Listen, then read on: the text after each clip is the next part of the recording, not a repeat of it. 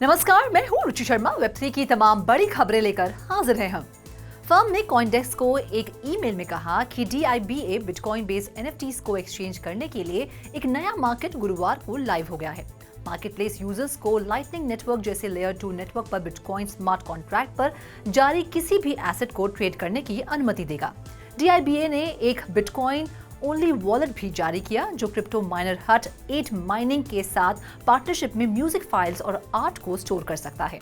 हाल ही में bitcoin based tokens और assets ने यूजर्स को आकर्षित करने के लिए नए फीचर्स के साथ फील्ड में एंटर करने वाले नए प्लेयर्स का उन्माद देखा है। हालांकि DIBA really good for bitcoin smart contract पर काम करता है जो लेयर 2 नेटवर्क पर बनाया गया है। DIBA के को-फाउंडर गिडियोन वेज ने एक बयान में कहा कि RGB प्रोटोकॉल चीपर और अधिक प्राइवेट ट्रांजैक्शंस की अनुमति देता है, जिससे बिटकॉइन पर टोकन जारी करना आसान हो जाता है। नुएज ने कहा, RGB पर बिल्ड करना बिटकॉइन नेटवर्क पर हाई फीस को कम करने में भी मदद कर सकता है। कुछ DIBA इन्वेस्टर्स जैसे कि prominent venture capitalist Tim Draper bitcoin based assets में व्यापक वृद्धि के लिए मार्केटप्लेस को वेल पोजीशन्ड मानते हैं। बढ़ते हैं अगली खबर की ओर। NFT मार्केटप्लेस ब्लर तेजी से आगे बढ़ रहा है। ब्लर के नए लेंडिंग प्रोटोकॉल ब्लेंड के लॉन्च के साथ इसने एक और माइलस्टोन पार कर लिया है। जून के अनुसार ब्लेंड ने अपने लॉन्च होने के सिर्फ 17 दिनों के बाद टोटल वॉल्यूम में 1 लाख से अधिक ETH या लगभग $181 मिलियन फैसिलिटेट किए हैं। ब्लेंड यूजर्स को अपने NFT को कोलैटरल के रूप में रखकर इथेरियम लोन्स लेने देता है, फिर वे इस लोन का इस्तेमाल ब्लर मार्केटप्लेस पर नए NFTs खरीदने के लिए कर सकते हैं।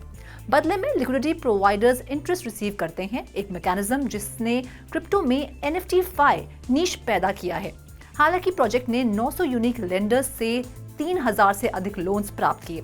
सोमवार को बोर्ड एप यॉट क्लब और mutant app yacht club collections को जोड़कर NFT कलेक्टर्स के बीच और उत्साह बढ़ाया। इन कलेक्शंस को पहले से अवेलेबल 4 कलेक्शंस में जोड़ा गया है: अज़ूकी, रैप्ड क्रिप्टो पंक्स, डीगॉड्स और मिलेडीज। PAYC और MAYC ने पहले दिन 2267 ETH की टोटल वॉल्यूम का हिसाब लगाया।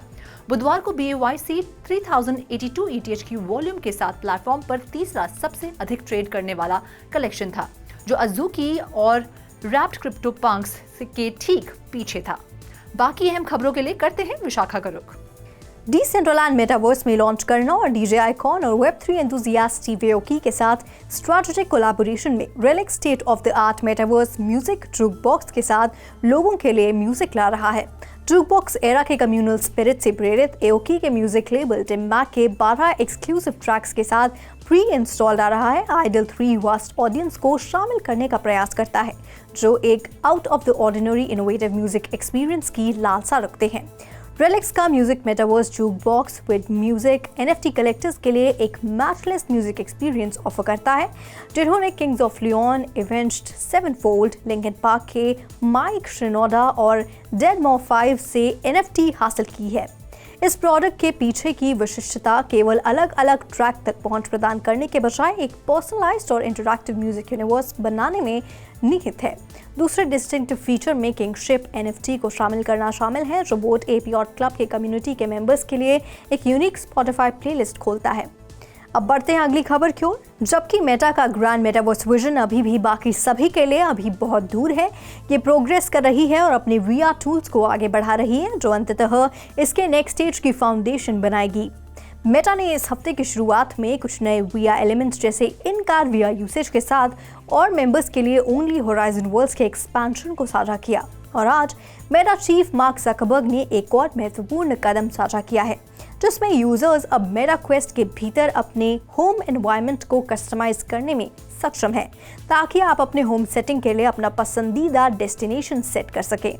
जो इनकार VR और होराइजन ग्रुप की तरह अपने आप में एक बड़ी बात नहीं लग सकती, लेकिन ये इन एलिमेंट्स की विस्तारित क्षमता का है जो सबसे अधिक इंटरेस्ट की है। ये मेटा की जनरेटिव AI प्लान्स का अगला स्तर है। मेटा न सिर्फ फेसबुक और IG पर आपके द्वारा पहले से उपयोग किए जाने वाले फंक्शंस में जनरेटिव AI टूल्स को एकीकृत करने की खोज कर रहा है, बल्कि ये VR एनवायरनमेंट क्रिएशन को आसान बनाने की और एक्सपीरियंस में अधिक रुचि पैदा करने की भी तलाश कर रहा है, जो कि एक महत्वपूर्ण कदम हो सकता है। Over to you Roshni. Big tech giant Apple ने अपने सेंसिटिव डेटा से समझौता किए जाने के डर से widely popular artificial intelligence chatbot ChatGPT के कंपनी यूसेज को रेस्ट्रिक्ट कर दिया है।